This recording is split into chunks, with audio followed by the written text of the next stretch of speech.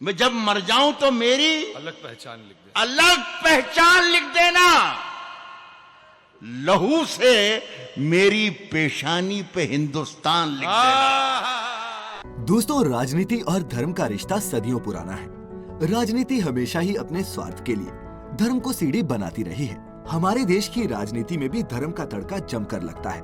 अगर जीत गया तो बैंकॉक चलेंगे। लेकिन एक बात है जिसे कोई नकार नहीं सकता, और वो ये है कि हमारे देश भारत को किसी एक धर्म के लोगों ने नहीं बनाया है, और देश के विकास में सभी धर्मों का बराबर का योगदान रहा है। अगर मुस्लिमों की बात करें तो जहां एक तरफ हमें अब्दुल कलाम जैसे महान वैज्ञानिक मिले, तो वहीं दूसरी तरफ अबुल कलाम आजाद जैसे विद्वान शिक्षाविद। भारत की महान मुस्लिम शख्सियतों पर पहले भी हम 2 वीडियोस बना चुके हैं, लेकिन आपकी दरख्वास्त पर हम इस सीरीज का तीसरा पार्ट लेकर भी हाजिर हैं। आज जानेंगे 10 ऐसे मुस्लिम लोगों के बारे में जिन पर भारत को गर्व है। नमस्कार और स्वागत है आपका द मिस्टिका लैंड पर एक बार फिर। और सबसे पहले नंबर 1 पर बात करेंगे राहत इंदौरी साहब की। हम अपनी जान के दुश्मन को अपनी जान कहते हैं।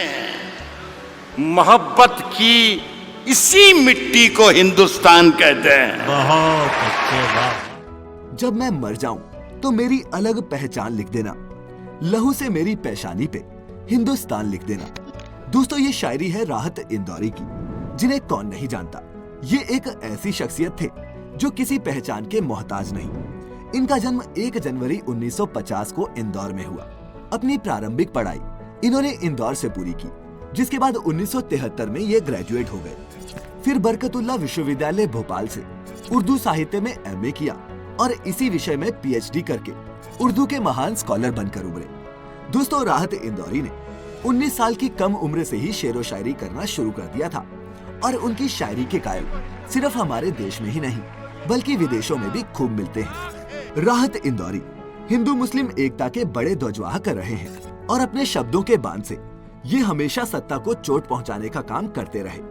लगेगी आग तो आएंगे घर के ही जद में। यहाँ पे सिर्फ हमारा मकान थोड़ी, सभी का खून है शामिल यहाँ की मिट्टी में। किसी के बाप का हिंदुस्तान थोड़ी है। बहुत कम लोग ये बात जानते होंगे कि राहत इंदौरी ने शायरी के साथ साथ कई फिल्मों के लिए गाने भी लिखे हैं, जिसमें मिशन कश्मीर, इश्क, मर्डर और मुन्नाबाई MBBS जैसी कई हिट फिल्में शामिल हैं। अफसोस की बात है कि अगस्त 2020 में ये बुलंद आवाज हमेशा के लिए खामोश हो गई। लेकिन एक बात ये भी सच है कि राहत इंदौरी अपनी गजलों और नज़मों में हमेशा जिंदा रहेंगे। ब्रिगेडियर मोहम्मद उस्मान। सर, मेरा जवानबाज हुक्म का इंतजार कर रहा है, और जहांगीर तक पूरे रास्ते पर दुश्मन का कब्जा है। ब्रिगेडियर मोहम्मद उस्मान अविभाजित भारत में मऊ जिले के बीबीपुर गांव में 15 जुलाई 1912 के दिन पैदा हुए थे।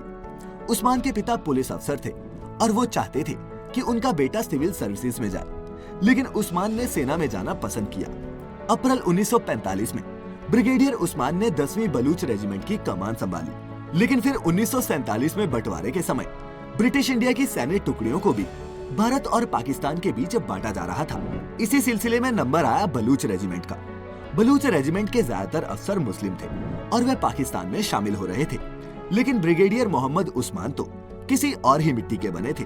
उन्होंने अपनी मातृभूमि न छोड़ने का फैसला लिया। साहब, मैं पोस्ट नहीं छोड़ूंगा, मैं पोस्ट नहीं छोड़ूंगा साहब, मरूंगा, यहीं मरूंगा, पर ये पोस्ट नहीं छोड़ूंगा।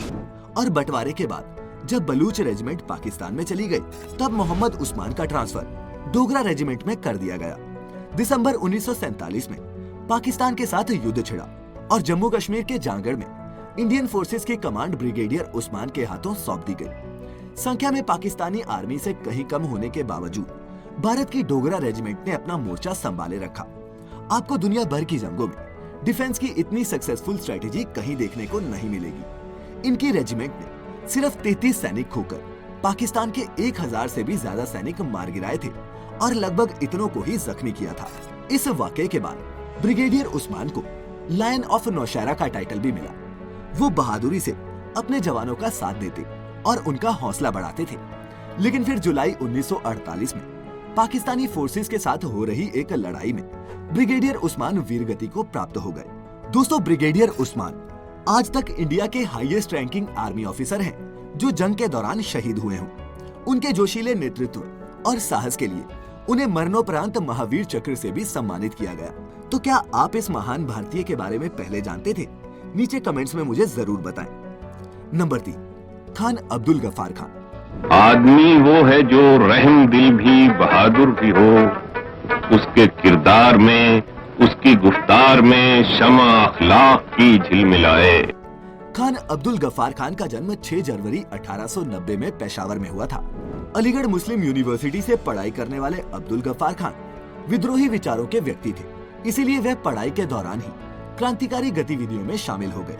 वो आजीवन अंग्रेजों के खिलाफ संघर्ष करते रहे, लेकिन वो भी महात्मा गांधी की तरह अहिंसा के रास्ते को ही सही मानते थे। जब पहली बार उनकी मुलाकात गांधी से हुई तो वह उनसे बेहद प्रभावित हो गए और अहिंसक आंदोलनों की तरजीह बढ़ा दी। उनके करीबी उन्हें फ्रंटियर गांधी या फिर सरहदी गांधी कहकर पुकारते थे। उन्होंने कई आंदोलनों में हिस्सा लिया, कई बार गिरफ्तार हुए और जब तक अंग्रेजों ने भारत नहीं छोड़ा उन्होंने उनकी नाक में दम करके रखा। जब आजादी मिली तब खान अब्दुल गफ्फार खान उन कुछ मुस्लिम नेताओं में शामिल थे जो बंटवारे के सख्त खिलाफ थे, लेकिन कांग्रेस ने जब बंटवारे को कबूल कर लिया तब उन्हें मजबूरन पाकिस्तान जाना पड़ा। वहां अलग अलग कारणों से उन्हें पाकिस्तानी जेलों में रहना पड़ा और फिर सन 1988 में हाउस अरेस्ट के दौरान उनकी मौत हो गई। लेकिन दोस्तों, खान अब्दुल गफ्फार खान से लोग कितनी मोहब्बत करते थे इसका अंदाजा आप इसी से लगा सकते हैं कि अफगानिस्तान के उनके पैतृक गांव जलालाबाद में लाखों लोग पेशावर से खैबर पास को पार करके पहुंचे थे सिर्फ उनके जनाजे में शामिल होने के लिए। अब्दुल गफ्फार खान को चाहने वाले लोग प्यार से उन्हें बादशाह खान और बच्चा खान भी कहते थे। साल 1987 में इन्हें भारत सरकार ने भारत रत्न से भी नवाजा था। नंबर 4, आसफ अली। दोस्तों, दिल्ली में जो आसफ अली रोड है वो इन्हीं के नाम पर है। आसफ अली का जन्म 11 मई 1888 के दिन उत्तर प्रदेश के सिहारा में हुआ था। दिल्ली के सेंट स्टीफन कॉलेज से पढ़ने के बाद उन्होंने वकालत की। इंग्लैंड की सबसे प्रतिष्ठित बार में प्रैक्टिस करने का न्योता मिला तो वो देश छोड़ लंदन चले गए। फिर जब अंग्रेजों ने ऑटोमन एम्पायर पर हमला किया तो विरोध के रूप में उन्होंने इंग्लैंड छोड़ दिया और अंग्रेजों के खिलाफ संघर्ष करने लगे। दोस्तों, आसफ अली वो मुस्लिम वकील थे जो भारत के स्वतंत्रता सेनानियों को अंग्रेजों के चंगुल से छुड़ाने के लिए उनके पक्ष से केस लड़ा करते थे। जब भगत सिंह और बटुकेश्वर दत्त ने केंद्रीय विधानसभा में अंग्रेजों पर बम फेंके तब यही वो आसफ अली स्वतंत्रता सेनानी थे जिन्होंने शहीद भगत सिंह का केस लड़ा था। भारत छोड़ो आंदोलन में योगदान से खौफजदा अंग्रेजों ने इनको जवाहरलाल नेहरू के साथ अहमदनगर फोर्ट जेल में बंद करके कई यातनाएं भी दी, लेकिन इन्होंने अंग्रेजों के आगे कभी घुटने नहीं टेके। आसफ अली जी के सम्मान में भारत सरकार ने एक डाक टिकट भी जारी किया था। नंबर 5, अली अकबर खान।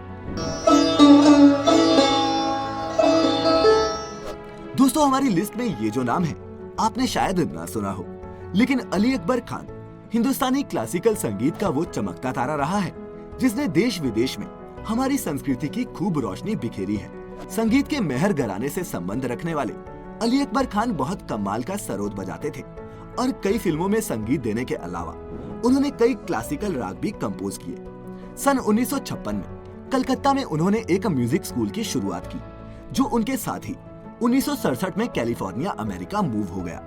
वो यूनिवर्सिटी ऑफ कैलिफोर्निया में म्यूजिक भी पढ़ाते थे। खान को 1989 में अपने योगदानों के लिए भारतीय सरकार ने पद्म विभूषण से नवाजा और आपको जानकर हैरानी होगी कि उन्हें 5 बार ग्रैमी अवार्ड के लिए भी नॉमिनेट किया गया था। नंबर 6, मोहम्मद अजहरुद्दीन। मोहम्मद अजहरुद्दीन का जन्म 8 फरवरी 1973 के दिन हैदराबाद में हुआ था। उन्हें लोग अज्जूबाई के नाम से भी जानते हैं। अजहरुद्दीन की शिक्षा हैदराबाद में हुई। उन्होंने उस्मानिया विश्वविद्यालय से ग्रेजुएशन की डिग्री हासिल की। अपने देश के लिए क्रिकेट खेलना किसी भी क्रिकेटर का सपना होता है, लेकिन ऐसा मौका बहुत कम लोगों को मिलता है जो पहले ही मैच में शतक लगा दें। साल 1984 में अजहर ने इंग्लैंड के खिलाफ 110 रन बनाकर अपने टेस्ट करियर की शुरुआत की। अजहरुद्दीन अकेले ऐसे भारतीय कप्तान हैं जिन्होंने 3 विश्व कप में भारतीय टीम का नेतृत्व किया। उन्होंने कुल 99 टेस्ट मैचों में 45.03 की औसत से 6,215 रन बनाए, जिसमें 22 शतक एवं 21 अर्धशतक शामिल हैं।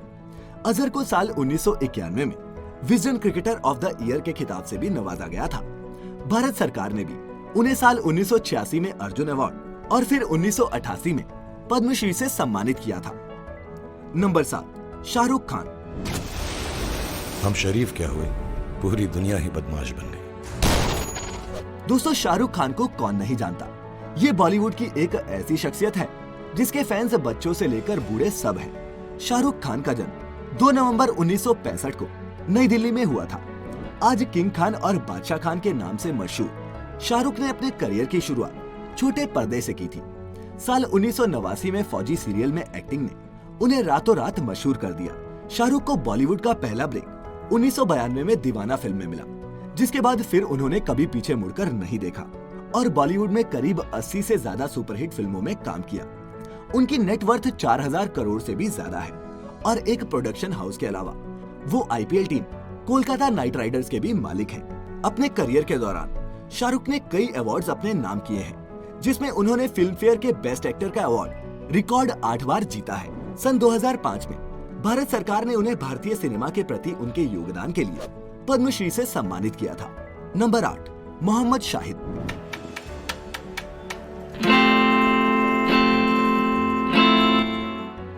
दोस्तों, मोहम्मद शाहिद को हॉकी की दुनिया में भारत का ऑल टाइम बेस्ट ड्रिबलर माना जाता है।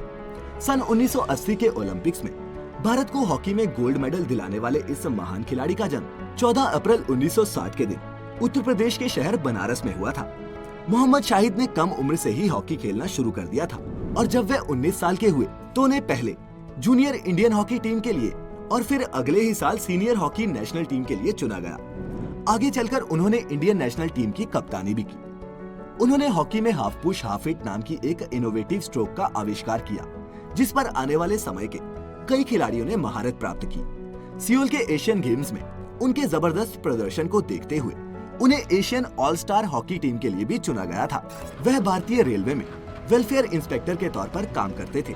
उन्हें भारत सरकार द्वारा अर्जुन अवार्ड से सम्मानित किया जा चुका है और फिर सन 1986 में भारत सरकार ने उन्हें पद्मश्री से भी सम्मानित किया। नंबर 9, सलीम मोइजुद्दीन अब्दुल अली। आंगन में अब चिड़ियों की गुपचुप बात नहीं होती, मुंडेर पर कौवा नहीं बैठता, बरसों हुए चकोरों की पुकार तक नहीं सुनी, कहाँ गई ये चिड़िया सारी। दोस्तों, सलीम अली का जन्म बॉम्बे के एक सुलेमानी वोहरा मुस्लिम परिवार में 12 नवंबर 1896 में हुआ। सलीम अली को दुनिया द बर्डमैन ऑफ इंडिया के नाम से जानती है। डॉक्टर अली देश के पहले ऐसे पक्षी वैज्ञानिक थे जिन्होंने पूरे भारत में पक्षियों पर रिसर्च की और उन पर ढेरों किताबें भी लिखी। उनके द्वारा लिखी बुक्स ने भारत में पक्षी विज्ञान के विकास में एक महत्वपूर्ण रोल निभाया। नेचर साइंस और ऑर्निथोलॉजी के क्षेत्र में डॉक्टर सलीम अली का महत्वपूर्ण योगदान देखते हुए उन्हें कई तरह के अवार्ड्स भी मिले हैं। अलीगढ़ मुस्लिम विश्वविद्यालय और दिल्ली विश्वविद्यालय ने उन्हें डॉक्टरेट की मानद उपाधि दी, तो वहीं भारत सरकार ने उन्हें सन 1958 में पद्म भूषण और फिर सन 1976 में पद्म विभूषण जैसे महत्वपूर्ण नागरिक सम्मानों से नवाजा। नंबर 10, अरमान मलिक। कि मैं हूँ हीरो तेरा, कि मैं हूँ हीरो तेरा। हाँ। दोस्तों, युवा दिलों की धड़कन अरमान मलिक का जन्म 22 जुलाई 1995 को मुंबई महाराष्ट्र में हुआ। अरमान ने अपनी शुरुआती पढ़ाई जमनाबाई नर्सरी स्कूल से पूरी की। वो एक singer, song writer, record producer, voice over performer और एक्टर हैं। और दोस्तों, अरमान को सिर्फ हिंदी ही नहीं बल्कि इंग्लिश, बंगाली, मातनाडी मायवादे निंगे का देना, तेलुगु, हेलो ఎక్కడున్నా हेलो, मराठी, तमिल ఇంతకన్నా మంచి పోలికేది నాకు తట్టలేదు గాని అమ్ము और गुजराती सहित कई भाषाओं में गाना गाने के लिए जाना जाता है। अरमान को लोग प्यार से प्रिंस ऑफ रोमांस भी बुलाते हैं। अब तक अरमान करीब 100 से 200 कमर्शियल एड्स में अपनी आवाज दे चुके हैं। उन्होंने टी सीरीज और एरिस्टा रिकॉर्ड्स को साइन भी किया हुआ है। साथ ही अरमान ग्लोबल इंडियन म्यूजिक अवार्ड्स में 2 डेब्यू अवार्ड जीतने वाले सबसे यंग सिंगर हैं और 2015 में उन्हें बिग बेस्ट प्लेबैक सिंगर का अवार्ड भी मिला था। तो दोस्तों, ये थे वो भारतीय मुस्लिम जिन्होंने किया देश का नाम पूरी दुनिया में रोशन। आपको आज की ये वीडियो कैसी लगी और अगर हम इस सीरीज का चौथा पार्ट बनाएं तो उसमें किसका नाम डालें, लिखे हमें नीचे कमेंट बॉक्स में। साथ ही हमारे चैनल द मिस्टिका लैंड को सब्सक्राइब करके नोटिफिकेशन बटन भी ऑन कर लें ताकि आप हमारी आने वाली हर वीडियो को सबसे पहले देख सकें। फिलहाल आज की इस वीडियो में इतना ही। अब इजाजत दें। आपका बहुत बहुत शुक्रिया।